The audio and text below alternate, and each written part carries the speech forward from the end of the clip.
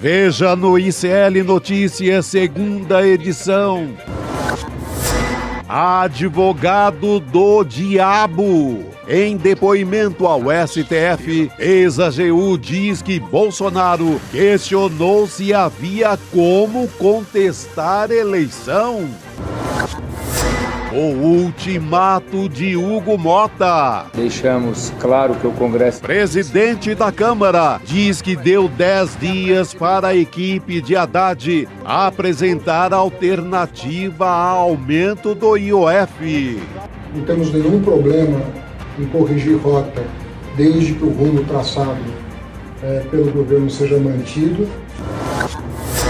No contra-ataque. Tá com medo? Após sofrer ataques machistas, Marina Silva decide processar senadores. Ponha no teu lugar. Vossa Excelência, a palavra. Isso, presidente! O ICL Notícias, o jornalismo verdade, está no ar.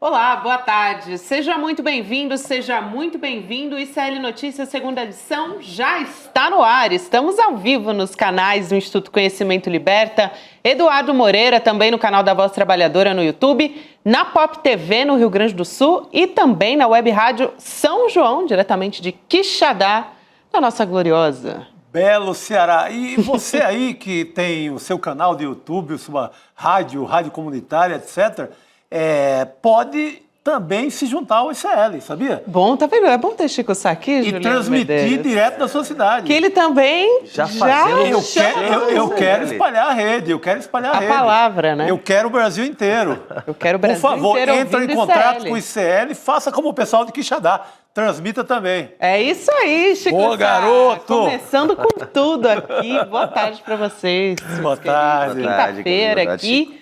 E a gente hoje já vai retomar os depoimentos, hein, de testemunhas do processo da trama golpista lá no Supremo Tribunal Federal. Então, a gente já está abrindo nesse ritmo aqui.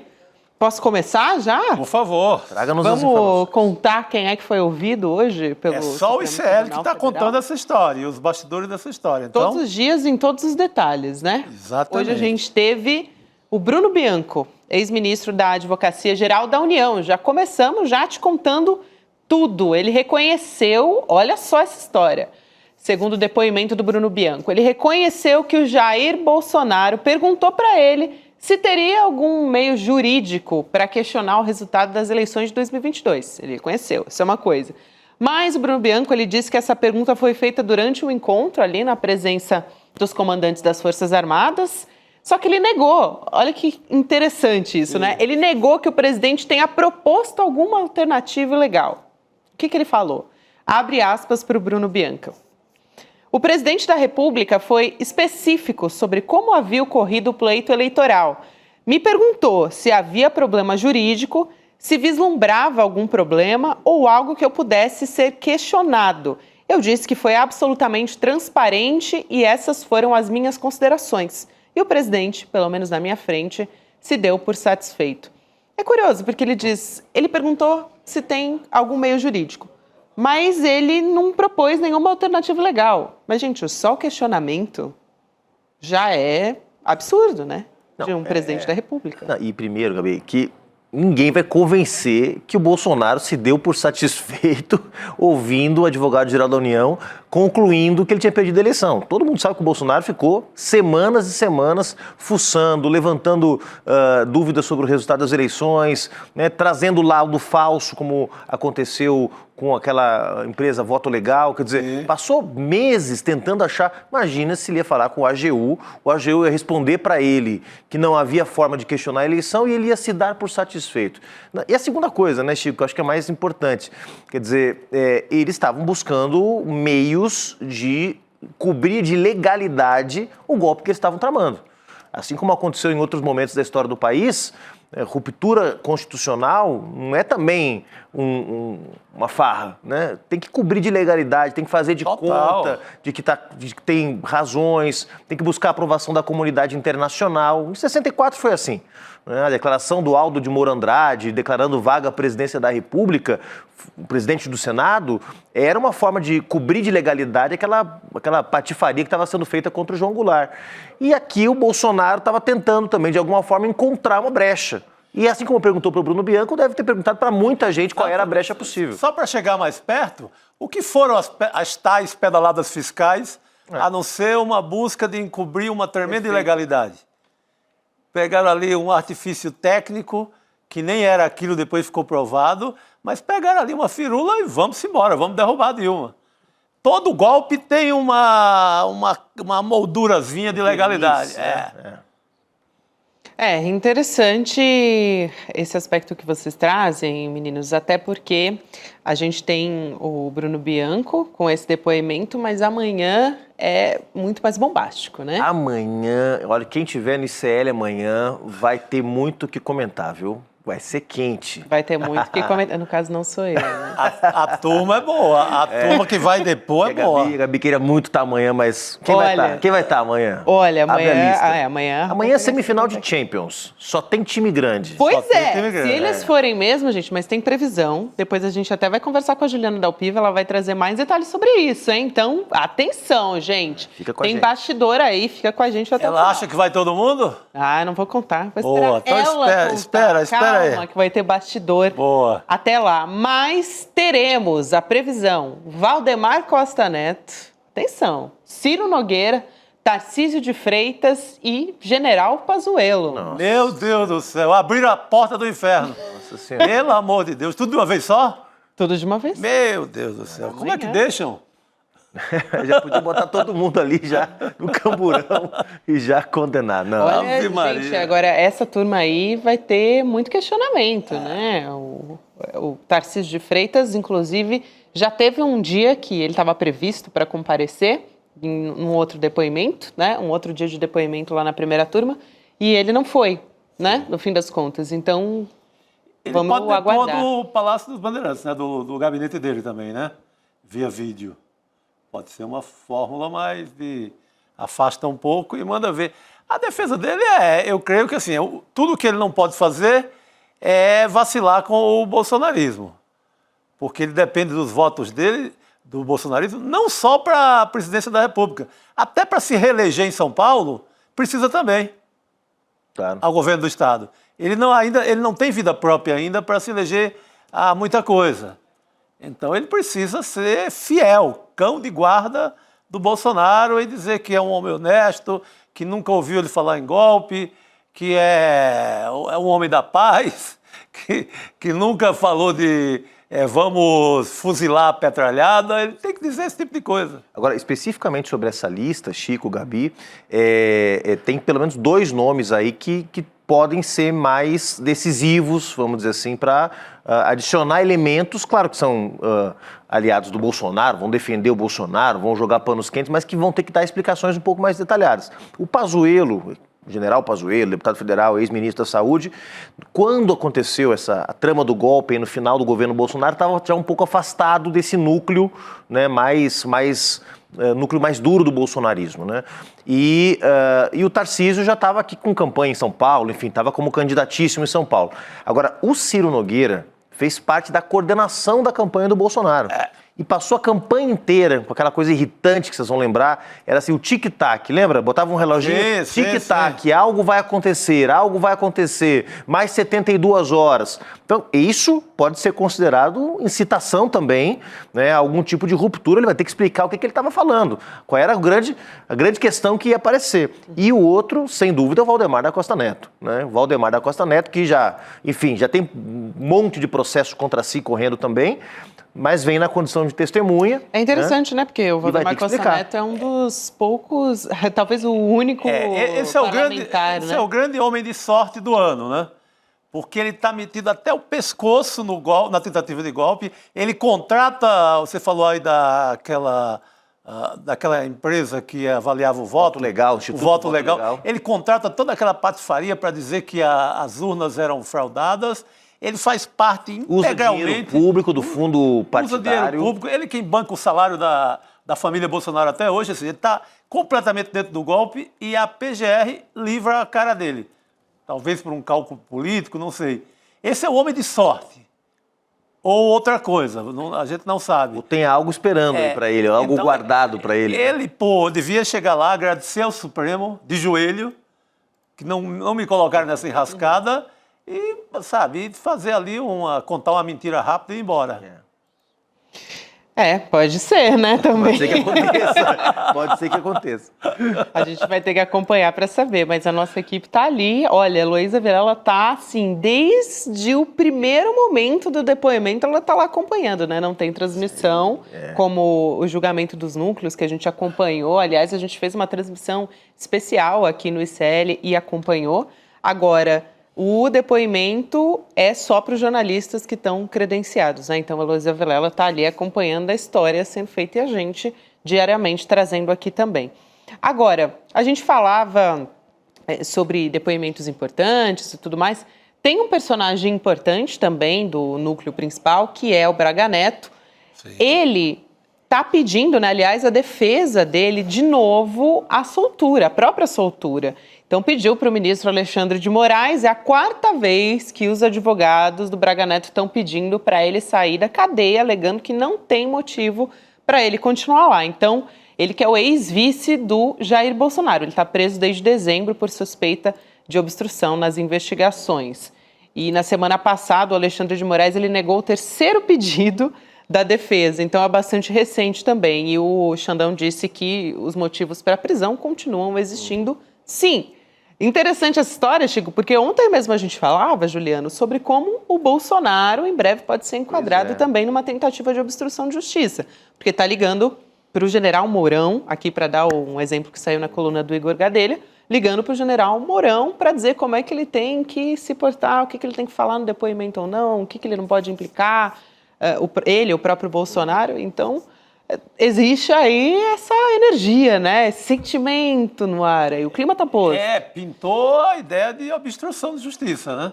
Em duas pontas, né? Essa questão de orientar o depoimento do Mourão, talvez porque bateu alguma dúvida na cabeça dele, que o Mourão é meio fanfarrão, pudesse soltar uma coisa ou outra. Aí ele foi lá adestrar o general. E, num segundo momento, o financiamento dessa campanha, contra o STF. Ele financia via Pix, pede Pix ao povo de fé, que para mandar um Pix para o Bolsonaro, o que tem na cabeça de uma pessoa dessa? Essa altura do campeonato, né? Pelo amor de Deus. Então, ele financia a moradia do filho nos Estados Unidos, nessa campanha para tentar desmoralizar o STF.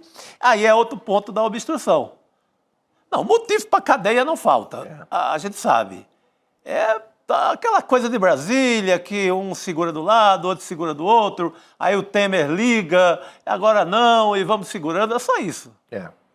O que chama atenção é exatamente isso que o Chico está mencionando, porque, veja só, certamente a prisão do Braga Neto está bem fundamentada. Quer dizer, imagina se o ministro Supremo ia mandar prender um um candidato a vice-presidente da República e ex-ministro, né, sem ter um embasamento concreto de como ele estava promovendo essa obstrução da justiça ou interferindo nas investigações. Agora, chama atenção que seja só ele, porque de fato não é possível acreditar que foi só o Braga Neto que ligou para o Mauro Cid, que tentou colher informação, né, que tentou de alguma forma combinar o jogo com o Anderson Torres, com Ramagem, etc. É impossível acreditar que só o Braga Neto tenha feito uma estupidez dessa, que Bolsonaro não tenha feito, que Valdemar não tenha feito, né, e outros tantos. Então, o que chama atenção é por que só o Braga Neto. Eu quero todos em prisão preventiva, tá? Quero deixar claro aqui que acho que todos eles podem influenciar nas investigações, todos eles podem, de alguma forma,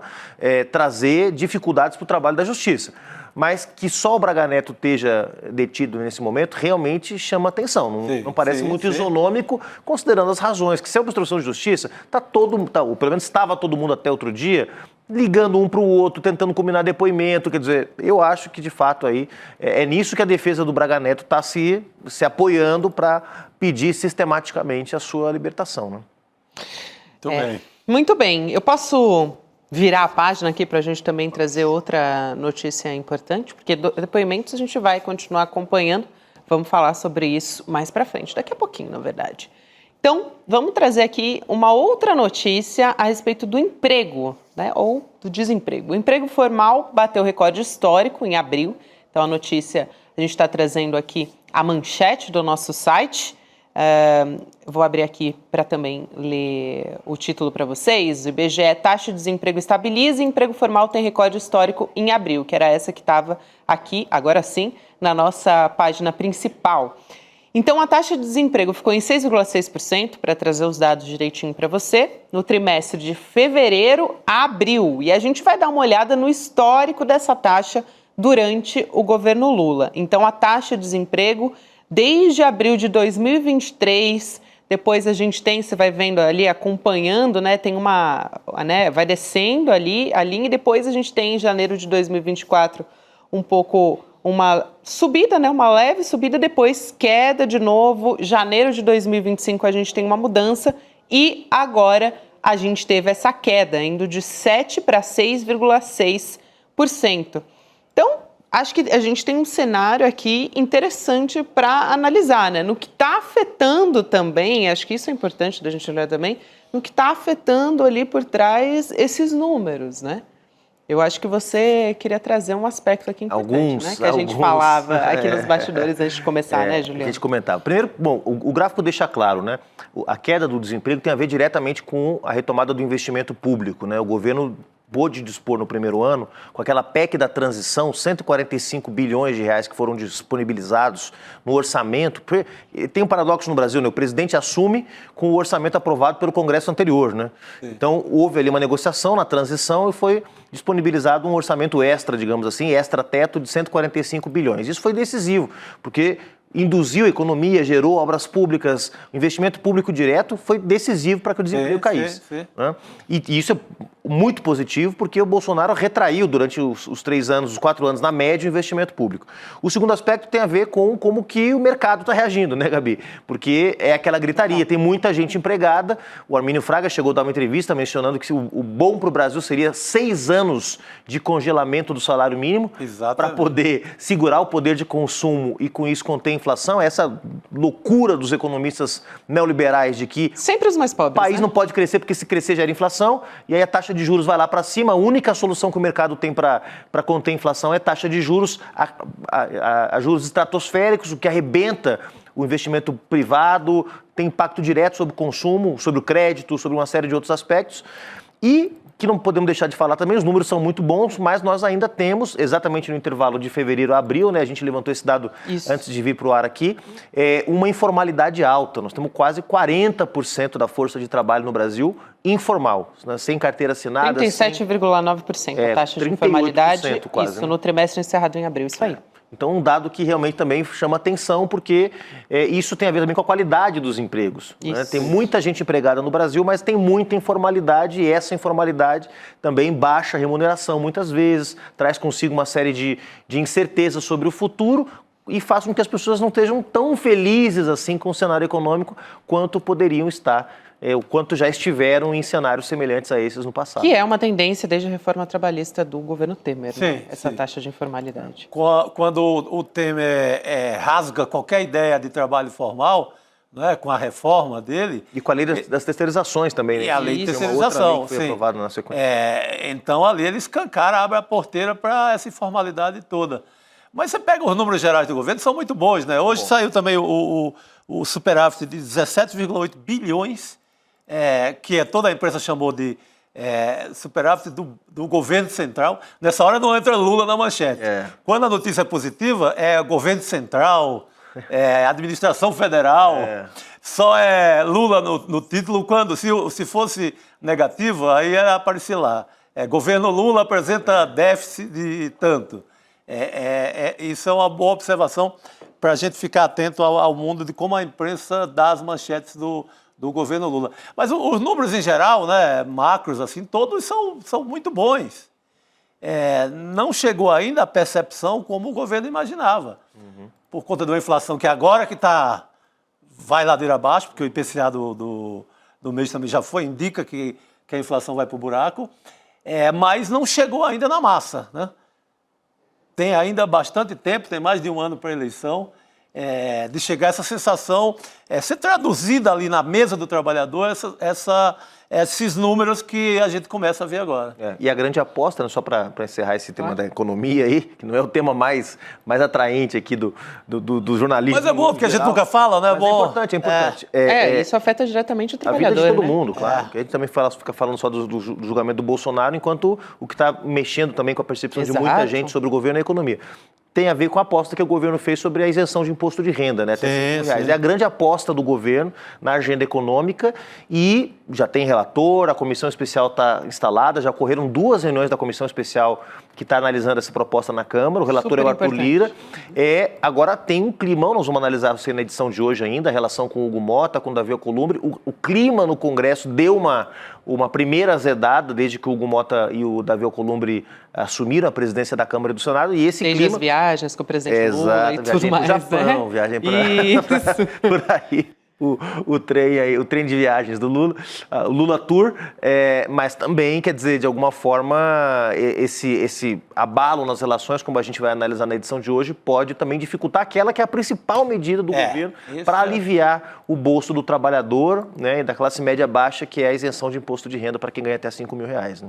Muito bem, então a gente tem que acompanhar também esses números, importantíssimo aqui, essa sua fala sobre como a gente tem que olhar para uma proposta que é importante, não é importante para o governo, né? É importante para a sociedade brasileira, para o país, é isso.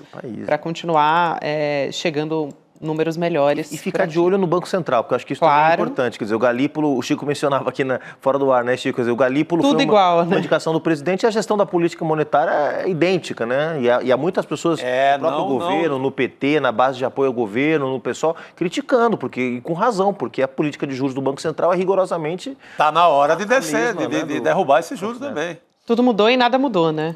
É meio por aí, essa história. Bom, gente, olhando um pouquinho para cenário internacional também, já que a gente está falando aqui, agora há pouco a gente estava falando da extrema-direita, né, e tal, a gente tem que dar uma olhada no cenário internacional também, porque a gente vem acompanhando nos últimos dias como isso está ameaçando até o nosso judiciário brasileiro. Então, a gente tem atualização sobre o governo Donald Trump, então o judiciário estadunidense, vamos olhar bem com calma essa história, porque é um pouco confusa. Então, vamos lá, que o judiciário lá dos Estados Unidos recuou na derrubada das tarifas recíprocas do Trump, que é essas que você está vendo aí na sua tela. Quando o Trump apareceu, né, segurando essa tabela gigante ali na Casa Branca, fez um show midiático e tal. Então, em abril, o Trump tinha emitido decretos de uma tarifa mínima, que é aquela de 10% a todos os produtos importados, e outras que, dependendo do país, podia chegar ali até 50%. E aí, segundo o Tribunal de Comércio Internacional, o presidente Donald Trump teria abusado da autoridade dele, parece bem claro isso, né, para impor as tarifas via decreto, algo que deveria ser decidido ali, aprovado pelo Congresso, né, não uma decisão de cima para baixo, como foi feito. A atualização de agora, é aí que está o negócio, é de que um tribunal federal dos Estados Unidos aceitou o recurso do Donald Trump e aí reestabeleceu o tarifaço. Então, com isso, a decisão sobre as tarifas foi temporariamente suspensa.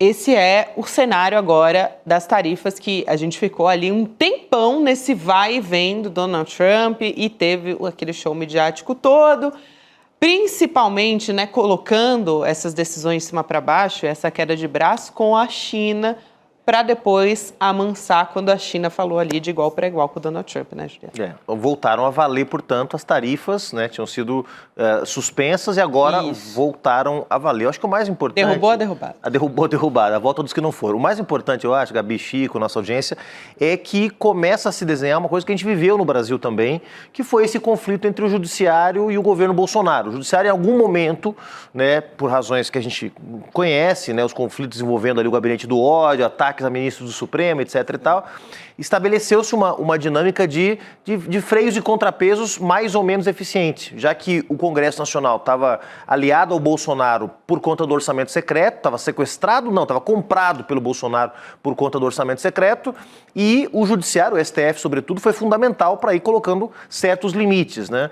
Abriu uma investigação sobre o gabinete do ódio, vazou o vídeo da fatídica reunião que mostrou como é que funcionava o governo Bolsonaro por dentro, começou a cobrar explicações. Nos Estados Unidos, isso ainda não está consolidado, ou seja, não há uma posição clara de que o judiciário vai enfrentar as medidas autoritárias do Donald Trump, né? E, nesse momento, é a grande pergunta que se faz. O judiciário americano, que tem uma estrutura diferente da nossa, inclusive com juízes eleitos na primeira instância, promotores eleitos, tem uma estrutura judicial bem diferente. Os estados têm muito mais autonomia do que os estados no Brasil, por exemplo, em comparação com o governo federal. Mas a grande expectativa é se o judiciário americano vai ter força para conter, né, as barbaridades que o Trump tem feito contra os imigrantes, contra as universidades, na taxação de outros países, na perseguição a minorias. Ou seja, nesse momento, o Donald Trump tem uma agenda ultra-autoritária que não encontra muita resistência nos Estados Unidos. Então, a pergunta é se o judiciário vai ter força, né, Chico, para colocar um limite, né? Eu creio que só com a possível queda de popularidade, o judiciário vai começar a ter um poderzinho maior. Mas até agora ele atropela. Ele passa por cima. Os juízes que tentaram fazer qualquer coisa em relação aos migrantes, por exemplo, ele passa por cima, consegue outra liminar mais adiante e processa o juiz. Ele está tentando eliminar também toda a voz contrária. Então eu creio que só numa queda de popularidade que a gente vai começar a ver resultado diferente. É preocupante isso, né? Porque a mensagem que fica é que o Trump está acima da lei, no fim das contas, né? Tá, né? E que a lei está refém da opinião pública, como disse o Chico, né? Porque isso, enquanto o cara tem aprovação, ninguém entra na briga com ele, né?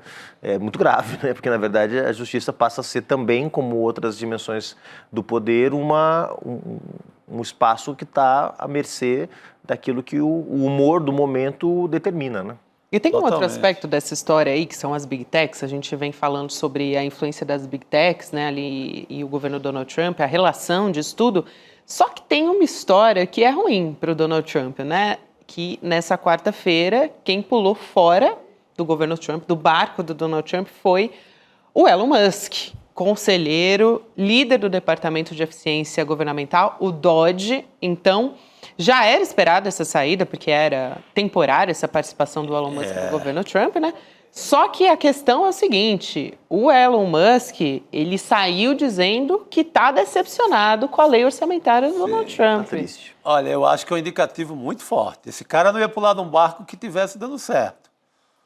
Ele ia ficar por dentro. Ele ia dar um jeito, né? E ganhar mais grana. Ele alega que a corporação toda dele, comercial, está indo para o buraco. Tem caído a venda dos carros, de tudo. Ele alega essa desculpa ali quase particular. Mas isso é indicativo que o Titanic já avistou a geleira. Pulou do barco criticando, né? Porque simplesmente se tivesse afastado, olha, vou retomar meus negócios, vou ajudar o Trump de fora do governo, mas abandonou o barco criticando, né? O que é também um indicativo. Agora, sabe quem que jamais abandonaria o barco desse L? Rodrigo Viana. Esse não, cara. Esse é fiel, esse é da Fiel. De jeito nenhum. Eu tô aqui no aquecimento, o professor mandou, tirei o colete, já tô aqui na beira do campo. Esse é da Fiel, cara. Pode vir, Posso pode vir. vir? Tá liberada aqui a nossa troca oficial. Atropelei o diretor aqui. Sai Juliano Medeiros, entra Rodrigo Viana. Tá? Pazuello, Tarcísio e mais todo mundo que vai estar no Amanhã tá É quente. dia. Obrigada, até amanhã. Valeu, querido. Bem-vindo, boa tarde, Rodrigo Viana. Boa tarde Aliás, de novo. agora que já virando boa noite, né? Quando vira o reloginho da entrada do Rodrigo Viana, vira boa noite. Boa noite, estou aqui me preparando aqui, seguindo aqui o nosso roteiro. O roteiro que vai ser atropelado pelos fatos, como claro. como é bom no jornalismo, né? A gente falava aqui de Donald Trump, mas a gente já vai voltar a olhar novamente para o Brasil. Exatamente. Posso trazer aqui já o nosso próximo... Nosso convidado. Isso, nosso convidado e o tema a ser discutido aqui. Vou trazer um pouco de contexto. O presidente da Câmara, Hugo Mota, tá jogando gasolina naquele incêndio do IOF. Então presta atenção aqui com a gente. O que o Hugo Motta publicou nas redes sociais dele, anunciando que deu um ultimato de 10 dias no governo Lula para apresentar alternativas contra esse aumento. O presidente da Câmara, Hugo Motta, disse que não tem clima para impedir a derrubada do projeto. Então, vamos lá para a publicação do Hugo Motta nas redes sociais, que está aí na sua tela. Ele diz o seguinte: me reuni ao lado do presidente do Senado, Davi Alcolumbre, ministro Fernando Haddad, a ministra Gleisi Hoffmann e líderes. Reforcei a insatisfação geral dos deputados com a proposta de aumento de imposto do governo federal e relatei que o clima é para a derrubada do decreto do IOF na Câmara. E ele segue dizendo: combinamos que a equipe econômica tem 10 dias para apresentar um plano alternativo ao aumento do IOF. Algo que seja duradouro, consistente e que evite gambiarras tributárias só para aumentar a arrecadação, prejudicando o país. E aí ele não mencionou essa disputa sobre o IOF, mas quem respondeu foi o presidente Lula, hoje saindo em defesa do ministro Fernando Haddad. Então, prontamente lá, ele esteve no Paraná, num evento, e ele disse que o Haddad está fazendo um trabalho de reconstrução e que isso leva tempo. Então, vamos assistir essa fala do presidente Lula e a gente volta a conversar? Vamos lá. Esse país estava destruído. O Haddad, que é o ministro da Fazenda, ele sabe como é que nós encontramos a Fazenda. Ele sabe como é que nós encontramos esse país administrada da forma mais irresponsável possível. E consertar isso leva tempo. Às vezes, para fazer uma obra nova, a gente gasta menos tempo do que a gente reformar uma coisa que está estragada, uma coisa velha. Vou chamar aqui o nosso convidado agora, o líder do PT na Câmara, Lindbergh Farias. Deputado, obrigada por aceitar nosso convite. Seja muito bem-vindo. Carolina, é um prazer estar aqui. Gabriela. Rodrigo. Gabriela. O Gabriela, desculpa. Imagina, desculpa, Carolina Gabriela. Brígido já vem conversar com a gente aqui. Pô, desculpe aqui, Gabriela, que me brifaram aqui. Chico Sá, um abraço, Chico. Desculpa. Abraço, valeu. querido. É isso, Não, porque a Carolina está chegando. Ela está chegando, deve estar até nos bastidores já com a gente, inclusive. Vamos lá, deputado. Eu quero te ouvir a respeito dessa história, dessa publicação do Hugo Motta, na verdade. Quero dar a oportunidade, para a gente começar a nossa conversa, do senhor responder ao Hugo Motta, porque ele está sugerindo a revisão dessas isenções fiscais e reforma administrativa também, mas chama atenção aqui os termos que ele usou, né, o Hugo Motta, presidente da Câmara. Ele disse que são gambiarras do governo e também defendeu o que ele está chamando aí de medidas estruturantes como saída para o equilíbrio das contas públicas. Então, queria te ouvir a respeito desse posicionamento do presidente da Câmara dos Deputados. Olha, aqui no Congresso, sempre tem uma reação quando tem taxação dos mais ricos. Aqui tem uma história sempre que acaba penalizando os mais pobres. Primeiro, deixa eu contestar um argumento que estão batendo novamente. Da gastança do Poder Executivo. A gente escuta isso todo dia. Gabriela, eu sei que o Rodrigo e o Chico acompanharam muito quando eu fui contra até o arcabouço, que eu dizia que era muito rígido o aperto fiscal, que podia prejudicar programas sociais. Eu ia por um outro sentido. Eles falam de gastança. Você sabe o que aconteceu na questão fiscal? Olha, a gente tinha um déficit de 2,3% do PIB em 2023. Caiu para 0,09% do PIB. Foi uma economia muito grande. Nós estamos entre os países do mundo. Somos o terceiro com maior aperto fiscal. Para vocês terem uma ideia, as despesas eram 19,5% do PIB em 2023, cai para 18,8%. Então o governo e o Haddad fez um esforço muito grande. Responsabilidade fiscal tem que ser um compromisso de todos os poderes. Eu me lembro que foi aqui nesse Congresso que votaram o PS e ampliação da desoneração para as grandes empresas. Isso tem um impacto fiscal. Ninguém fala dos altos salários do Poder Judiciário. Tem desembargador ganhando 500 mil e agora ainda é processo que a empresa não pode dar. Da quantidade de emenda parlamentar que existe. Então, veja, eu vejo uma reação grande em cima do IOF, que a gente sabe que é um imposto regulatório, tem um impacto fiscal, mas é em cima de poucas pessoas. E dizem o seguinte, o governo tem que cortar gasto. Na verdade é o seguinte, se derrubarem o IOF, se aprovarem esse PDL aí, que querem aqui, sabe o que vai acontecer? O governo vai ter que cortar mais 20 bi, vai ter que contingenciar, vai ser de programa social, vai ser da saúde, vai ser da educação. Então, na verdade, o debate é o debate que sempre houve no país. Quem paga a conta disso? De certa maneira, me parece que essa fala do Hugo Motta é o Hugo Motta falando, ou melhor, é o mercado financeiro falando pela boca de Hugo Motta. Totalmente. Ele que em alguns momentos tem sido até um parceiro do governo, dos setores democráticos, na questão assim, de impedir a anistia ou de não ceder totalmente às pressões dos bolsonaristas. Mas no debate econômico me parece que é isso, né? Você tem o Centrão, que é alinhado com a Faria Lima. A gente viu o Ciro Nogueira outro dia aqui em São Paulo falando que ia fazer de tudo para não taxar os mais ricos na questão do imposto de renda. Então como é que sai desse imbróglio? Você tem aí 100 votos bolsonaristas que são sempre contra o governo e mais os 250 do Centrão que nesse caso preferem ir com o lado do mercado financeiro. É essa a leitura? Quer dizer, é o Centrão ou é o mercado financeiro falando através do Centrão nesse embate aí de Hugo Motta com o Haddad e com o governo federal? Não, o mercado financeiro tem muita força aqui. Agora, o que é que eu acho da proposta do Hugo Motta? Que o governo tem que entrar e discutir pontos que são importantes que ele lança. Então, primeiro, quando ele fala que nós temos que discutir uma agenda estratégica, ok, e vamos entrar nos pontos. Só que primeiro é preciso que todo mundo saiba que não tem como tirar o IOF agora sem cortar 20 bi. Porque qualquer lei que seja aprovada de receita é só para o próximo ano, dependendo da lei, daqui a 90 dias. Então, primeiro, não pode ameaçar votar esse PDL. Quanto à agenda de médio e longo prazo, tem pontos importantes que ele lança. Quando ele fala corte de benefícios tributários, ok, nós temos mais do que acordo. Nós fomos contra ampliar aquela desoneração. São 800 bi de benefício tributário no país. Se corta 10%, então estamos falando de 80 bi, é muito importante. Então tem uma parte dessa agenda que a gente concorda. Perfeito. Outra parte não.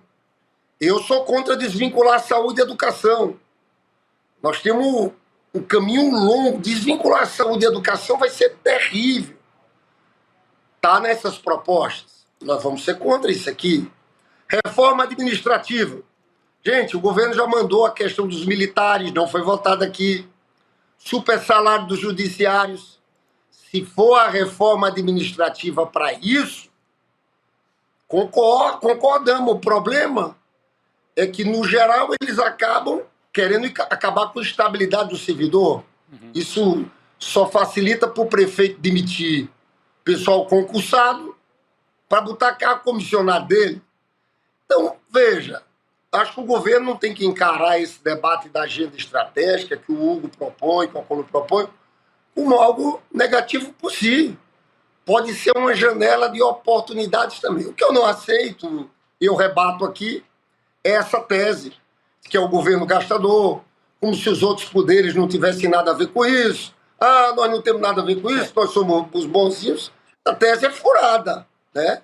E até, o Chico, eu quando falava daquela coisa do arcabouço, eu fico muito preocupado, porque agora teve o IOF, mas tem um corte de 30 bi também. Esses cortes são ruins, né? Esses cortes são ruins. Não é justo aumentar os cortes. O Haddad falou ontem que se for cortar, tirar o IOF, o que vai acontecer é um shutdown, que é um termo que os americanos usam lá para o orçamento norte-americano, é quando tem a paralisação de serviços públicos. Você para tudo. Então, é grave. Eu acho que esse debate vai ganhar força aqui. Vai surgir o debate um pouco sobre o rumo do país, o debate estratégico. eu espero que não seja a ponte para o futuro que teve lá no Temer. Meu Deus, eu comecei a rezar desde já, viu, deputado? Quando fala naquela ponte para o futuro, meu Deus do céu. Era a pinguela para o desastre. Era pinguela. Deputado, mas esse debate já está um pouco também contaminado com a eleição, né? Porque você vê um Hugo Mota ali falando, parece com postura de primeiro-ministro, falando de gambiarra. Gente, quem fez mais gambiarra, orçamento secreto, uma patifaria sem fim, foi o Congresso. E os precatórios que o Paulo Guedes pedalou no governo passado também. Exatamente, então fala com aquela arrogância, impondo, né, tentando fazer verdadeira a tese do mercado financeiro, a tese de toda a mídia brasileira, né, que é um governo gastador. Até que ponto isso já está um pouco contaminado com a eleição, hein, deputado? Tá grande. Eu inclusive digo o seguinte, o presidente Hugo Mota tem sido aliado em questões importantes. A gente não votou aqui o projeto da anistia. Sim. Tem temas e temas aqui. Eu falo para essa turma do Bolsonaro que eles não têm moral alguma para falar de responsabilidade fiscal. Vocês lembram da gastança deles naquele último ano de eleição? Sim, a tal a tal da PEC kamikaze, lembra? Claro! Essa turma que fala... Eu vejo agora, Chico, eles falando do IOF. Você sabe quanto é que era o IOF de cartão de crédito para viagem internacional no governo Bolsonaro? Cartão de crédito, cartão de débito para quem viajava? 6,38. Aí, o que o Paulo Guedes fez? Ele decidiu baixar no governo depois. Quando estava acabando o governo, eles lançou um decreto dizendo assim, em 2023 tem que reduzir para 5,38, em 2024 para 4,38, e 2025, 3,38. Ou seja, no dele ele não baixou. Sabe quanto é que o governo fechou? 3,5 abaixo do deles, né? Então, eu encaro o seguinte aqui. São tantos temas que existem aqui, nesse tema e a eleição chegando. Vocês estão vendo aqui o episódio do Eduardo Bolsonaro, né? É uma crise muito grave. Eu fui intimado pela Polícia Federal, vou depor segunda-feira, porque eu entrei com a representação contra Eduardo Bolsonaro por traição nacional, Sim. por golpe continuado de Estado e abolição do Estado Democrático de Direito, porque, veja bem, qual a diferença em quem entrou com a pedra no Supremo Tribunal Federal depredando e quem está fora do país, achincalhando o Supremo, articulando sanções contra ministros de um poder independente. Você sabe o que o procurador fez? Abriu o inquérito. Diz que está havendo coação no curso do processo. Ele está fazendo isso para proteger o pai dele. E intimou o Bolsonaro, o Eduardo Bolsonaro, e me intimou, Rodrigo. Eu estou tendo o maior prazer. Eu estou preparando um dossiê da conspiração internacional do Eduardo Bolsonaro, com cada movimentação dele nos Estados Unidos, mentindo sobre o Brasil, falando que vivemos aqui uma ditadura, e quero apresentar na Polícia Federal segunda-feira.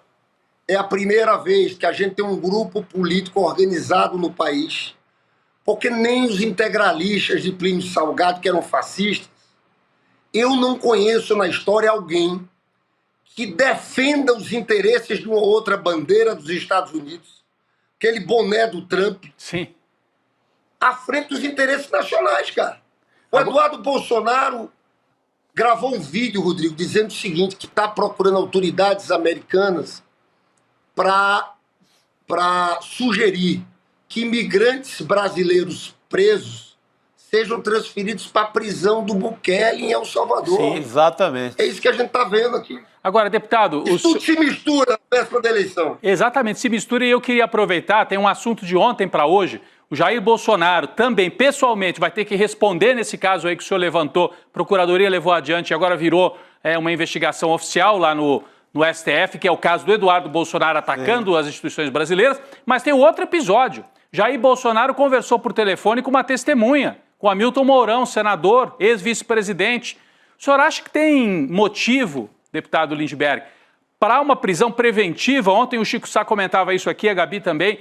uma prisão preventiva, se fala disso em Brasília, ele passou o sinal, ele ultrapassou o sinal, não só usando o filho para atacar o judiciário, mas agora diretamente no telefone com uma testemunha, talvez atrapalhando o processo também. Olha, se a gente for olhar o direito, ele tem que ser preso. O motivo de prisão preventiva, maior motivo de prisão preventiva é você atrapalhar uma investigação, conversar com a testemunha. A informação que eu tive é que o procurador-geral estava bravíssimo e estava pensando em tomar essa atitude. Pode ser que tenha um cálculo político, entendeu, Chico? E, ó, ele já vai ser julgado, é conveniente ele ser julgado, vir as provas, aquela operação punhal virado, as pessoas se convencerem. Mas se fosse pela questão estritamente jurídica, ele era para ser preso. Não tem dúvidas alguma. Tem mais de um motivo aí. Tem mais de um. Mais de um motivo. Dois, pelo menos, aí, Gabi. Pelo menos ligar para a testemunha, aliás, né, ligar para a testemunha que vai prestar depoimento minutos antes no Supremo Tribunal Federal me parece motivo suficiente para ser levantado esse questionamento. O Braga Neto está preso por obstrução da justiça, preventivamente, é um general. Isso agora há pouco. Exatamente. Se o Braga Neto pode ir preso, o Jair também pode. Agora, tem esse cálculo político que o deputado citava, né, Chico? Exatamente. Não, eu acho que já sabe que ao final ali, sei lá, setembro, outubro, ali pegando os cálculos do Cacai, que entende muito de Supremo, já sabe que vai dar na condenação. Tem essa polêmica dos diabos em torno do Alexandre de Moraes, que é ditador e etc. Então, deixa correr e espera a condenação, em vez de uma prisão preventiva agora. Quero muito agradecer aqui a presença do deputado Lindbergh Farias. Deputado, um prazer, um abraço e até uma próxima. Obrigado. Até uma próxima. Valeu, pessoal. Obrigado, querido. Boa noite. Aliás, acho que é uma oportunidade para a gente perguntar para Carolina Brígido, já que ela está chegando aí, sim, emendou o assunto na hora certa. Carol, boa noite para você, querida. Boa noite, Gabi. Boa noite, meninos, e a todos que nos acompanham hoje. Carol, vou aproveitar e pegar uma carona, porque a gente está levantando tanto esse questionamento aqui a respeito do Bolsonaro. Eu sei que teve depoimento hoje do Bruno Bianco, importante também a gente falar a respeito disso, mas está se levantando esse questionamento sobre a postura do Bolsonaro, né? Ligar antes, por exemplo, para o Hamilton Mourão, antes de prestar depoimento. Tudo isso seria motivo suficiente? Lindbergh Farias também até citou outro motivo aqui, mas seria motivo suficiente, de repente, para o STF entender que poderia prender o Bolsonaro, ou até, como é que você disse ontem, Chico, colocar a tornozeleira, foi esse o termo. Fica em casa ali, vendo Sessão Coruja, né? Bom, dá para entender, né, Carol? Dá para entender por esse caminho. Dependendo do teor da conversa, né, que eles tiveram, é claro que pode ser, sim, considerado um tipo de interferência, tipo o que você vai falar no depoimento, como que vai ser, como a gente, tipo, combinar estratégia, esse tipo de coisa, pode ser considerado, sim, uma forma de intervir na investigação. E essas interferências indevidas em investigação, elas são uma das causas previstas na legislação que podem ensejar a prisão preventiva de um investigado. Agora, a gente já viu tanto comportamento ali fora das quatro linhas por parte de Jair Bolsonaro ao longo dessa investigação e antes que ela tenha acontecido também, tantas ofensas que ele desferiu contra o Supremo Tribunal Federal e seus integrantes, muitos motivos que em outros casos, né, em casos de outras pessoas, ensejaram a prisão e no caso de Bolsonaro não. Então, a minha aposta é que o Supremo continue mantendo o pé no freio em relação à prisão do ex-presidente, porque isso, por outro lado, poderia gerar uma certa comoção e é justamente isso que Bolsonaro quer, né? Ele quer ser o protagonista desse caso e não perder a relevância política, muito embora ele esteja processado no Supremo Tribunal Federal por essa trama golpista. Então, a minha aposta é que não vai haver prisão agora, mas cabeça do ministro Alexandre de Moraes, a gente não tem como prever exatamente como as coisas vão acontecer, né? Exato. E a Gabi foi falar na prisão do Bolsonaro e até engasgou. E ele está engasgado em parte até agora, viu, Carol? A maldição, né? Você fala essa palavra. Mas assim, queria então trazer o próximo tema aqui que a Gabi traria para a gente discutir, mas para a Carol especialmente, é o depoimento de hoje. O ex-ministro da AGU, Bruno Bianco. O Supremo ouviu, né, o ex-ministro da Advocacia Geral da União, do Bolsonaro, e ele confirmou, reconheceu que numa reunião lá no Palácio, na véspera da transição para o governo Lula, o Bolsonaro perguntou, queria saber, afinal, tem alguma forma da gente contestar o resultado das urnas? Ele não foi tão incisivo, não abriu uma crítica duríssima ao ex-chefe dele, mas confirmou que a reunião existiu e confirmou que o Bolsonaro estava muito interessado em questionar as urnas, né? Isso está na transcrição do depoimento dele de hoje. Era um Bolsonaro, naquele momento, monotemático. Pois é. Samba deu nota só falava, tem uma chancezinha para nós aí, só falava nisso, né? E até a transcrição, Carolina, aí passando para você comentar, que a Heloísa Vilela acompanhou lá de dentro, transcreveu para a gente. Até o Bruno Bianco disse assim, olha, eu até achava que a gente ia falar de transição de governo, mas ele de pé ali na reunião queria saber, temos como questionar as urnas? Então, de certa maneira, isso também vai ajudando a montar esse quebra-cabeça. Como é que você viu esse depoimento, né, de uma confirmação de que o Bolsonaro chamava as pessoas lá para falar desse assunto no Palácio? Rodrigo, parece que ele falou sobre isso com geral, né? Chamou todo mundo do governo, todo mundo das Forças Armadas, porque todo mundo está confirmando isso, né? Então acho que fica muito ruim para Bolsonaro. As chances dele se livrar desse processo e esse processo encerrar com a absolvição dele é nula, porque assim tem muitos elementos de prova. É importante também a gente frisar que um depoimento só, ele não tem força suficiente para levar alguém à condenação. Agora, uma série de depoimentos que falam todos a mesma coisa, que todos guiam para o mesmo caminho, ou seja, que Bolsonaro estava sim muito preocupado com essa temática, que ele estava tramando um golpe, nesse caso era uma forma de se manter no poder, muito embora tivesse sido derrotado nas eleições de 22. Então esse depoimento de Bruno Bianco sozinho não teria força nenhuma. Agora ele, dentro desse quebra-cabeça, junto com outras tantas pessoas que integravam o governo Bolsonaro e que comandavam Forças Armadas, né, comandaram o Exército, a Aeronáutica, a Marinha não, né? A Marinha a gente sabe que se bandeou para o outro lado. Mas assim, quando a gente vê que todas essas pessoas estiveram com Bolsonaro em reuniões e nessas reuniões eles abordaram, né, o presidente abordou esse golpe, então fica muito difícil para o ex-presidente sair dessa de boa. Carol, a gente começou a falar hoje aqui na pauta de amanhã, né? Amanhã tá quente, porque tem só estrela, né? Tem o Tarcísio de Freitas, tem o Pazuello, tem mais o... Tem o Tarcísio Valdemar da Costa Neto. Valdemar da Costa Neto. Então é um dia quente. Você já tem a confirmação se esse povo vai comparecer, vai falar por vídeo, ou vai... Ciro Nogueira também, né? E o Ciro Nogueira. Ou vai tentar dar um migué e deixar para depois e etc. Seguinte, tiveram duas desistências. Opa. O Bolsonaro desistiu do depoimento do Pazuello e também desistiu do depoimento do Gilson Machado, que era o ministro do Turismo de Bolsonaro, aquele que tocava sanfona em alguns vídeos. Tocava muito mal, mas tocava. Tocar.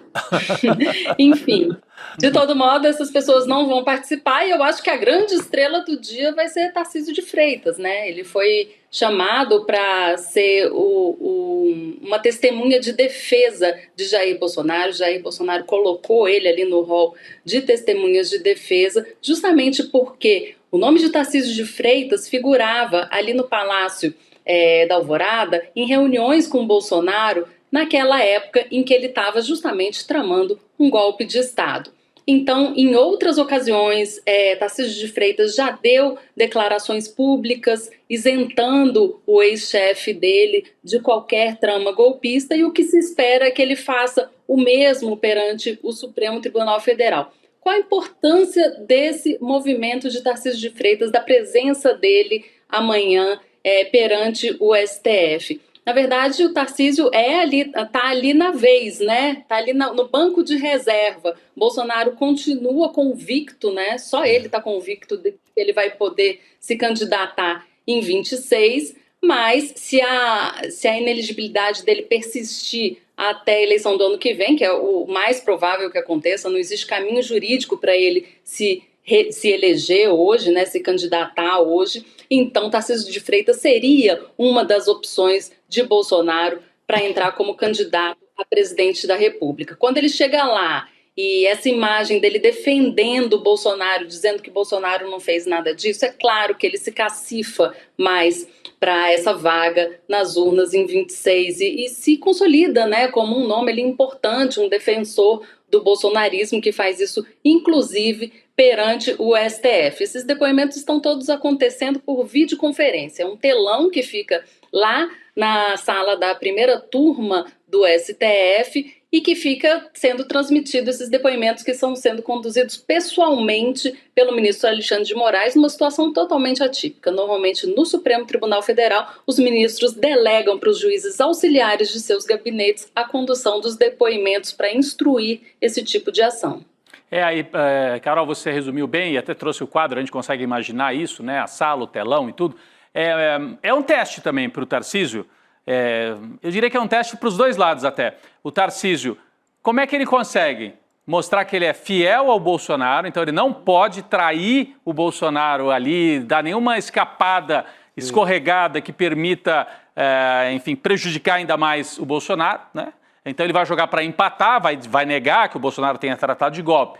Mas ao mesmo tempo, como é que ele consegue fazer isso sem ofender, sem entrar em choque com os ministros? Porque o ministro Alexandre de Moraes foi duro com algumas testemunhas em alguns momentos, né? Aldo Rebelo, a gente viu, quando começa a querer fazer muita teoria, até com alguns militares que começaram a falar, né? Bom, o senhor é testemunha aqui, o senhor não faz perguntas, o senhor responde.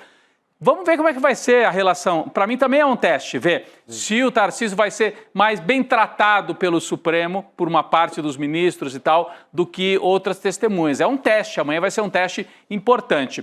Mas eu queria só trazer também que eu acho que o Valdemar da Costa Neto é o outro que é super importante de ser ouvido. Porque ele foi indiciado pela PF e a Procuradoria deixou o Valdemar de fora da lista na última hora. E quem é que contratou a turma para questionar a urna? Foi o partido. Claro. Foi encontrada a minuta de golpe na sede do partido. O Braga Neto tinha uma sala na sede do Partido Liberal. Então, ele tem muito o que explicar, né? E, aliás, é muito estranho que o Valdemar da Costa Neto não esteja no rol dos denunciados, esteja apenas como testemunha, já que ele foi indiciado pela polícia lá no começo, Chico. Era só uma observação complementar ao que falou a Carol também. É o grande homem de sorte do ano nesse caso, né? Porque ele escapa, não há, assim, eu não vejo razão, a não ser um cálculo político, alguém que fala no ouvido de um e acaba poupando o outro, coisas que são bem típicas de Brasília, porque não há razão técnica para estar fora. Ele contrata o Instituto Voto Legal. Exato. Sabe, que seria o principal argumento técnico para desmoralizar as urnas. Uhum. Então não há razão para o senhor Valdemar estar fora dessa. Eu acho que ele tem que ir bem quietinho e não fazer de conta que nem está lá. Porque vai e alguém reconsidera, ele passa a ser investigado como réu. Há essa possibilidade de quem está só como testemunha, dependendo de uma declaração, Carol, vira também denunciado? Ele é obrigado a dizer a verdade, né, como testemunha. Ou né? é só se ele vacilar, se ele conta alguma coisa que não é verdade? O Valdemar merecia ir para essa condição. O que acontece? Assim, Valdemar, a gente sabe que é um Highlander da política, né? O sujeito foi condenado lá no Mensalão, cumpriu pena, depois voltou, comanda hoje o Partido Liberal de Jair Bolsonaro, era o presidente do partido enquanto foi contratada aquela pesquisa, aquela auditoria para poder questionar a veracidade das urnas e atacar a credibilidade das urnas eletrônicas, e tá aí, nem réu ele virou nesse caso. Então, assim, ele tem que ir pianinho, tem que ir bem quietinho, porque, claro, se ele desacatar algum tipo de autoridade, se desacatar ali o ministro Alexandre de Moraes, ele pode ir preso. Investigado, ele vai ser só se ele contar alguma coisa que implique a ele mesmo, e aí o Procurador-Geral da República teria que oferecer uma denúncia específica contra Valdemar Costa Neto. O Supremo Tribunal Federal não pode transformar alguém em investigado, em réu, de próprio punho. Precisa de uma iniciativa do Procurador-Geral da República, Paulo Gonet. Então, se ele for bem quietinho e confirmar tudo que ele tem dito até agora, ele consegue se safar de mais essa. É por aí. Bom, acho que agora é recuperada a minha voz aqui. Agora sim.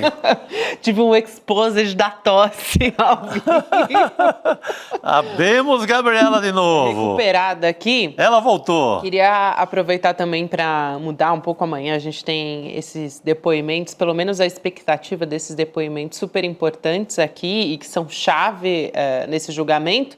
Mas, Carol, eu queria mudar um pouco a pauta para trazer mais uma vez a discussão que gerou a misoginia e também o racismo contra a Marina Silva, lá no Congresso Nacional, né, durante a participação dela na Comissão de Infraestrutura do Senado. Então, a ministra de Meio Ambiente decidiu entrar agora com ação judicial contra os senadores. São o Plínio Valério, do PSDB do Amazonas, aqui para dar nome aos bois, e Marcos Rogério, do PL de Rondônia. A Marina ainda está vendo se ela vai protocolar, né, Carol, essa ação em nome dela ou então do Ministério do Meio Ambiente, né, ou pela rede, que é o partido dela.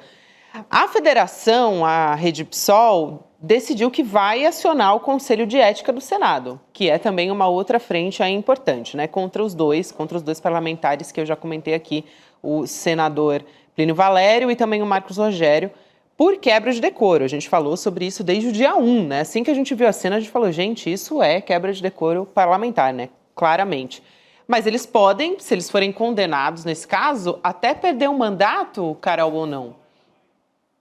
Sim, podem perder o mandato, sim. O que é interessante nesse caso é que eu conversei com algumas pessoas da rede, dirigentes da rede, que é o partido da Marina, e também assessores da Marina Silva, e me explicaram o seguinte: esse processo não é sobre esse caso específico que aconteceu lá no Senado nessa semana, são sobre ataques sistemáticos que a ministra vem sofrendo, tanto de congressistas, contra de outros políticos, né? A gente tem visto esses ataques de uma maneira muito frequente. O próprio Plínio Valério, esse senador que atacou a ministra nessa semana, ele já tinha falado em uma outra ocasião que tem vontade de enforcá-la. Então, assim, são coisas muito graves e os crimes que eles estão apontando, o grande problema é o seguinte: quando você entra com uma ação no judiciário dizendo que é um crime contra a honra, injúria, calúnia ou difamação, isso de alguma forma pode ser protegido pela imunidade parlamentar. Então, o que se cogita agora é que eles sejam processados por racismo, por misoginia, por machismo. Então, são crimes que seriam penas muito mais duras e que a chance de condenação de uma forma mais rígida, uma resposta do judiciário mais a contento para esse tipo de prática, seja mais provável. Esses caminhos jurídicos ainda estão sendo estudados, tanto o foro que essa ação vai ser ingressada e também os crimes que serão reunidos ali na ação. Então, a equipe da Marina está trabalhando nesse assunto e nos próximos dias deve vir, sim, uma ação judicial. Muito bem, Carol. A gente espera que tenha um desfecho, alguma consequência, né, depois de tudo isso que aconteceu, porque, de fato, não foi só uma comoção nas redes sociais, né? É uma ministra de Meio Ambiente que foi atacada por dois senadores anteriormente. Um deles já tinha até ameaçado enforcá-la, né, Rodrigo? A Carol estava até lembrando esse episódio, né? Plínio Valério, né? Esse Plínio Valério que tinha feito essa observação. Até foi o que motivou a saída dela, de fato, da comissão, né? Porque ela disse: se o senhor não me pedir desculpas, eu vou sair. Até tem essa dúvida se vai processar, quem vai processar é a Marina, pessoa física, ou o Ministério, porque esse infeliz desse senador disse: eu respeito como mulher, mas não respeito como ministro. Você dividisse a pessoa no meio, como é que é isso? Eu não sei bem como é que é isso. Mas, assim, então tem essa dúvida do ponto de vista estratégico, acho que jurídico até, se vai ser um processo movido pela Marina Silva ou pelo Ministério, até os dois. Eu não sei se poderia os dois atuarem em conjunto. Fora a frente política, né, de pedir algum tipo de providência contra esse senador que é reincidente, esse Plínio Valério, né? Diz que tinha vontade de enforcar. Que história é essa? Assim, a extrema-direita é isso, né? Eles vão normalizando esse tipo de afirmação, Chico. Por isso que é grave. Nada aconteceu quando isso foi dito, né? Sobre o enforcamento. Então, agora parece que eles escalaram ainda mais, né? Em meio à comissão.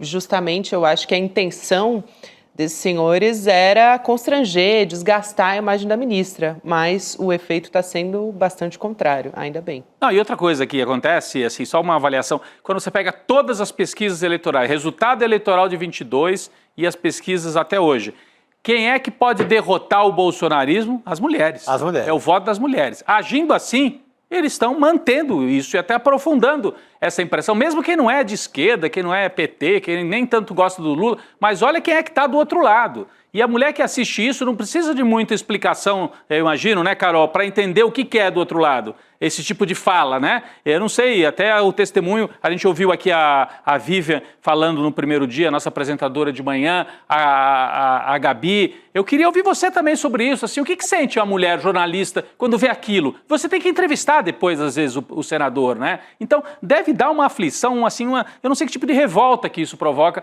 nos homens também, mas mais ainda nas mulheres, eu imagino, né? Isso dá uma revolta na gente, porque assim, não tá fácil ser mulher, né, no Brasil. Nunca foi, e agora a gente está em 2025 e a gente vê assim, cenas medievais, né?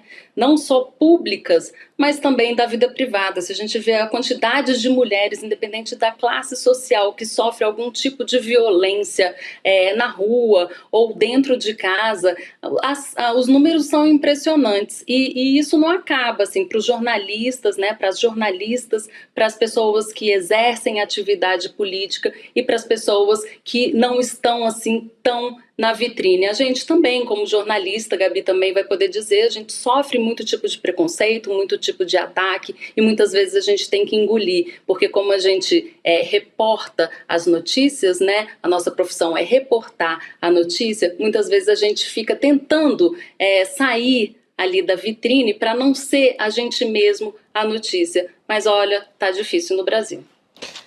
Cara, eu concordo com você 200%, viu? Obrigada demais por hoje, querida. A gente se fala ao longo da semana. Aliás, vamos falar ainda muito por conta desses depoimentos no Supremo Tribunal Federal, que a Carol está acompanhando também junto com a gente. Valeu, querida. Até a próxima. Valeu, obrigado. Um beijo grande. Tchau, queridos. Um beijo para vocês. Obrigado, querida. Boa noite. Aliás, talvez quem está nos acompanhando aqui tenha percebido que mudou alguma coisa no cenário, né? Entrou uma cadeira a mais. Esta cadeira está à espera de alguém. Ocupada agora. Tom, hein? Que tom. Que tom. Para dar um suspense. Um suspense à la Sargentelli. Lembra do programa da Sargentelli? É porque eu dei um pouquinho de spoiler, né? Eu vou Então ter que fazer um meia-culpa aqui, mas eu não disse que seria presencial. Essa parte a gente só vai descobrir agora. Chamar a Juliana Dalpiva aqui para sentar junto com a gente. Ju, pode vir aqui, fica à vontade, acomode-se, a mesa também é sua. Eu disse, a Juliana Dalpiva vai vir comentar os depoimentos daqui a pouco, mas eu não falei que seria junto com a gente, sentada aqui. Olha aí, Boa a gente noite. A gente está na mesma paleta aqui, no rosinho vermelho. Boa noite, meus queridos. Boa noite. Bom, vamos lá, né? Eu tive que dar esse pequeno spoiler, então você vai ter que contar pra gente o que esperam os depoimentos de amanhã, né? Que é um dia um tanto quanto bombástico, assim. A gente estava agora há pouco conversando com a Carol Brígido. Ela até excluiu um dos nomes que a gente estava aqui na expectativa de prestar depoimento amanhã, né? O Pazuello. O Pazuello houve uma desistência. Mas ainda tem Valdemar da Costa Neto, Ciro Nogueira e também Tarcísio de Freitas. É verdade, é um dos mais aguardados, até a gente falava agora. Então, queremos saber aqui o que você tem de informação. Gabi, olha, informação temos. Eles devem comparecer, tá? Acho que a primeira questão que tem essa questão de, às vezes as testemunhas não vão, às vezes elas vão. Então, eu acho que o primeiro ponto para esclarecer aqui para nossa audiência é que esses depoimentos devem acontecer, né? Eles não vão faltar. Inclusive porque eles estão arrolados pelo próprio Bolsonaro. Então, o que eu ouvi conversando hoje com pessoas próximas ali ao núcleo do Bolsonaro é que jamais o Ciro Nogueira, o Tarcísio ou, enfim, né, o próprio Valdemar vai negar um pedido que é feito pela própria defesa do Bolsonaro. Agora, o que é que eles têm a acrescentar em termos de fatos para o que o Bolsonaro foi acusado? Nada, né? Basicamente, não tem nada para se apontar. Então, eu acho que é mais uma questão de quase que aquela testemunha de caráter, né? Que é, o senhor já viu o ex-presidente fazer alguma menção a não receber, enfim, né, a minuta, ou se ele falou em dar golpe.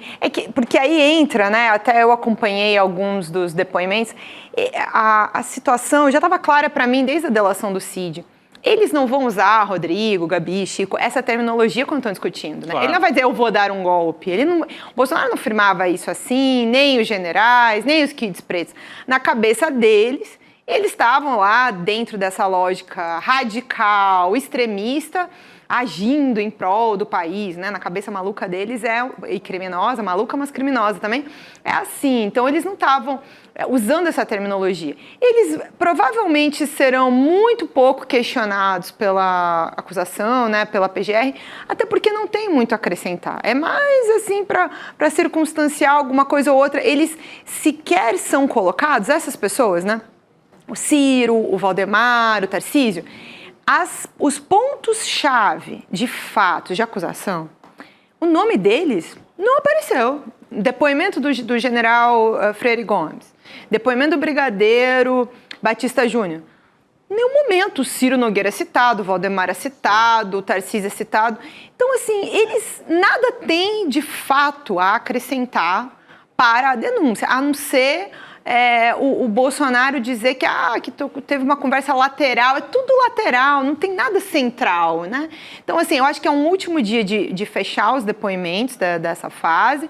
E a grande expectativa, na verdade, sabe, Gabi, é pela liberação dos vídeos, dos depoimentos que foram gravados desde do início dessa coleta dos Vão ser liberados esses vídeos, Juliana? Olha, eu fiz essa apuração, estou fazendo, Chico, desde que anunciaram a lista de testemunhas, porque eu, particularmente, desde que a denúncia foi protocolada, estava esperando pelo depoimento do brigadeiro e do general, que considero os dois depoimentos mais importantes. E que, assim, uma coisa na polícia, né, repetir isso perante o Supremo para que conste dos autos, para a sentença, né, para a condenação, é um passo muito importante. Então, eu tenho dúvida, Rodrigo, se vai liberar o vídeo, se vai liberar a transcrição na íntegra, né? Mas eu acho que sequer deve ter dado tempo de transcrever até esse momento. E acho que há uma pressão pública muito grande.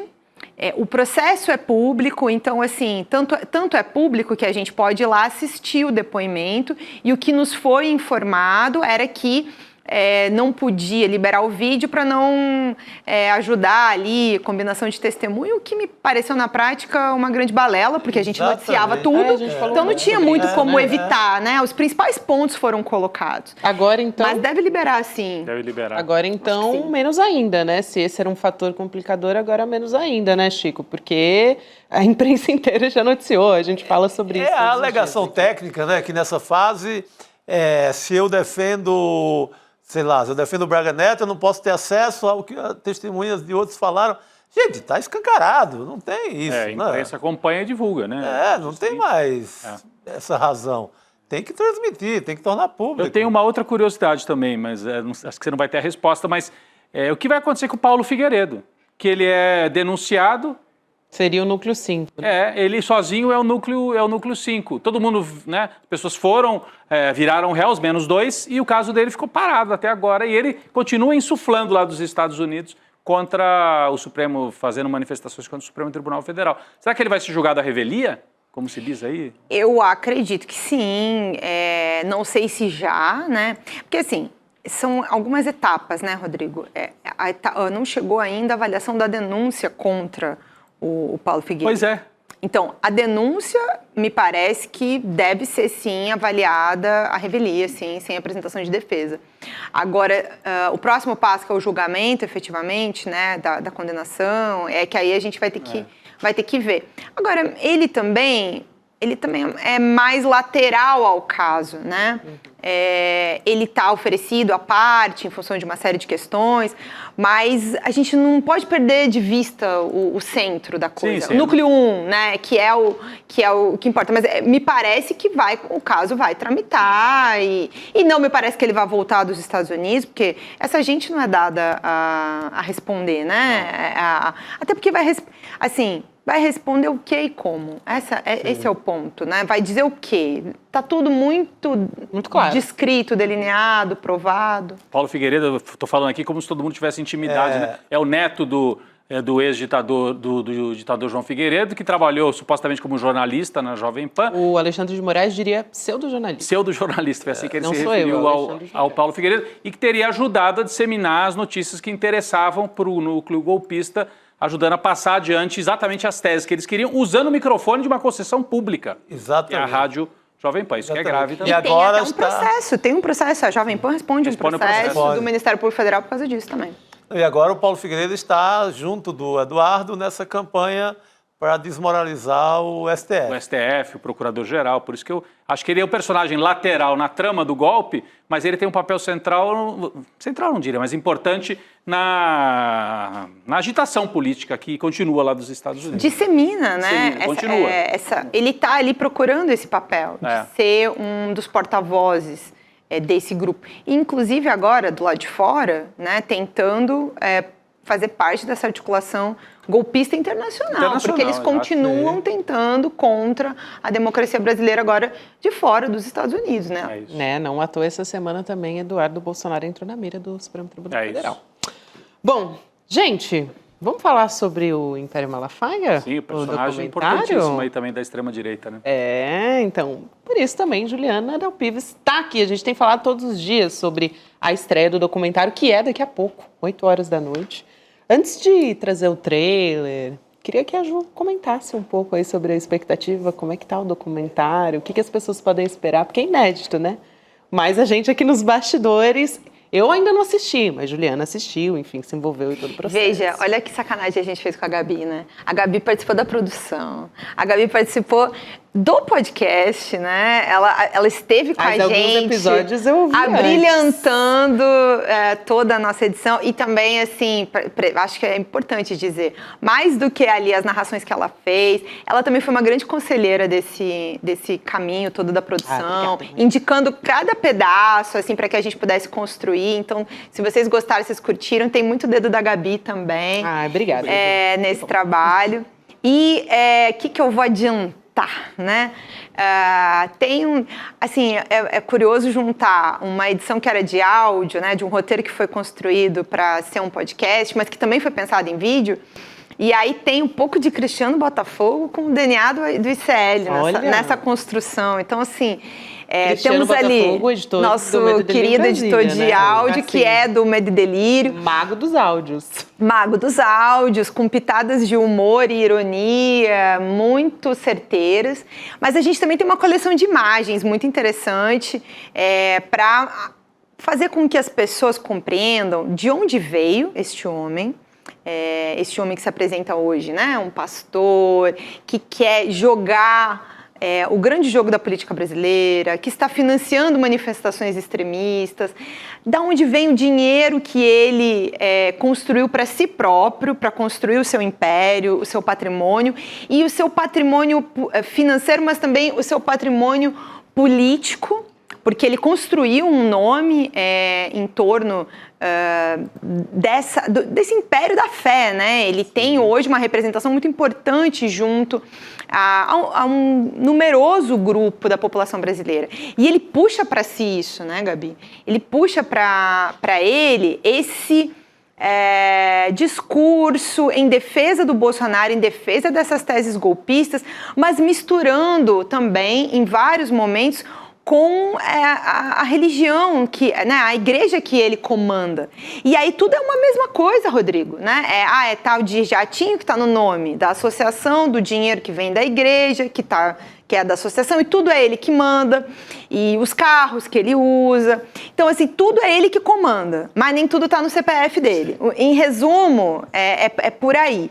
E eu acho que a gente conseguiu puxar essas relações e construir uma compreensão para que as pessoas entendam quem é o Silas Malafaia de verdade. Que é uma das frases que o Igor tanto fala no podcast ao longo do tempo, que eu acho que é o que traduz mais esse trabalho, esse projeto como um todo. Apresentar para você que está acompanhando a gente quem é o Silas Malafaia, da onde ele veio, como é que ele montou esse patrimônio dele e também para onde ele vai. Ou seja, o que é que ele quer disso para o futuro sem Jair e Bolsonaro. Qual é o projeto, como diz? Aí, Rodrigo, eu vou ter que economizar, dizer que eu tenho essas respostas. Tá lá no documentário. Tá no documentário e também tá no 4º episódio do podcast. Que ainda não saiu. Que estreia também depois do documentário. Vai estar disponível para os nossos assinantes. Quem não assinou ainda a nossa newsletter, ela é gratuita, tá lá no site do ICL, é só colocar o seu e-mail lá, você vai receber o link para ouvir o podcast. E amanhã, para quem não fizer a assinatura. Mas, gente, assina lá, dá o joinha no nosso canal, dá a nossa avaliação no Spotify, porque é importante, esse é o nosso primeiro trabalho desse, a gente quer fazer outros. Isso aí. E quanto mais vocês curtirem e acompanharem, também entrega melhor, para mais pessoas conhecerem esse trabalho. A gente está feliz demais, que já tem mais de 1.100.000, né? Uma coisa só no maluca. podcast. Então, só no podcast, mas esperamos todos vocês hoje à noite para que venham conhecer a história de Silas Malafaia. Eu queria trazer um gostinho para as pessoas, trailer, né? Vamos trazer o trailer e a gente volta a conversar. Vamos lá? Bora. Talvez você não saiba, mas a figura do Malafaia carrega muitas contradições. A principal delas está na vida financeira dele. Os relógios Rolex, os carros importados, o jatinho e tantos outros detalhes mostram um típico milionário. Mas os documentos que eu reuni contam uma história bem diferente. A mágica que o pastor executa é a seguinte: borrar a linha que separa o que é dele e o que é da igreja. Você quer saber o quê? O que você quer saber? Como o Malafaia deu esse salto em direção à extrema-direita e como ele deixou de se portar como um homem de aparência simples para viver uma vida de milionário.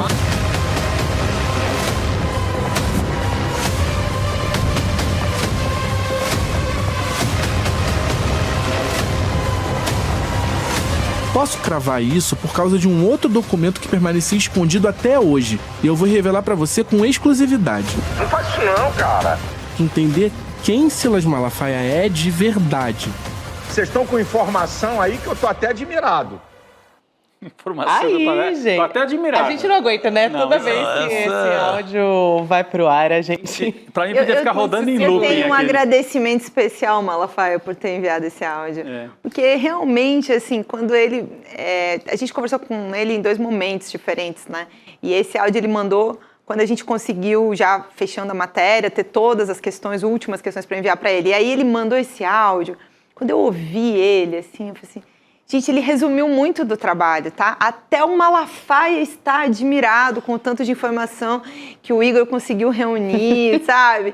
Então, minha gente, imagina vocês como vocês vão ficar depois Aliás, disso. o Igor também está aqui nos estúdios. Ele vai estar aqui 8 horas da noite, junto com o Eduardo Moreira. Do então Juliana e Igor. Isso. E Cristiano Botafogo também vem. Ai, olha só! Essa adorei. Maravilha. Aliás, queria só aproveitar para lembrar que hoje, exatamente no dia que o documentário vai ao ar, o ICL atingiu 1 milhão. 1 milhão de inscritos no canal ICL, porque o Eduardo Moreira já tinha um pouquinho mais. Agora batemos 1 milhão de inscritos, né, durante o N1 de manhã. Ou seja, é um dia muito especial pra gente. 1 milhão no podcast, é a semana do milhão, né? É a semana do milhão. E aí o Edu, aliás, o ICL, mas o Edu tinha prometido anunciar assim, tem uma surpresa aí, que ele vai anunciar durante a conversa com a Juliana, com o Igor, né, para comemorar 1 milhão de inscritos no nosso canal, Gabi. É bom demais. Eu queria aproveitar, assim, 1 minutinho que a gente tem nesse final, mas também para contar para as pessoas, e acho que você pode falar um pouco sobre isso, Ju, porque assim, muita gente ouviu o podcast e acha que, eu prefiro o áudio, então eu já ouvi o podcast. Só que tem coisa que tá no documentário que não tá no podcast, né? Então por isso é interessante também acompanhar a estreia do documentário. Tem algumas novidades também, mas eu acho sobretudo que a montagem, a construção, ela é um pouquinho diferente. Com certeza. E aí permite que as pessoas também entendam melhor alguns trechos da história, seja no podcast, seja no documentário. Então, assim, acho que o documentário reúne a gente conseguiu fazer um resumo que tá um pouco mais interessante para quem não viu nada ainda, por exemplo. Quem não viu nada e quer começar a entender a história, aí vai ver o documentário e depois vai querer ver o podcast. Eu acho, tá? Eu acho Legal isso. E quem ouviu o podcast até aqui vai ter a possibilidade de ver essas cenas e um pouquinho mais, porque é outra coisa também. É uma experiência, a experiência sonora, ela é diferente da experiência visual. E a gente está falando de números, né, também. Então, eu acho que quando a gente tem o documentário... De documentos. O Chico, ele é o fã do documentário, por exemplo. Sim, se tivesse que escolher, mas eu gosto dos dois. Mas se tivesse, assim, com a faca no pescoço, documentário ou podcast. Eu já iria no podcast também. E eu diria mais também, porque, assim, quem ouviu o podcast não viu ainda as imagens da entrevista que eu fiz com o Malafaia.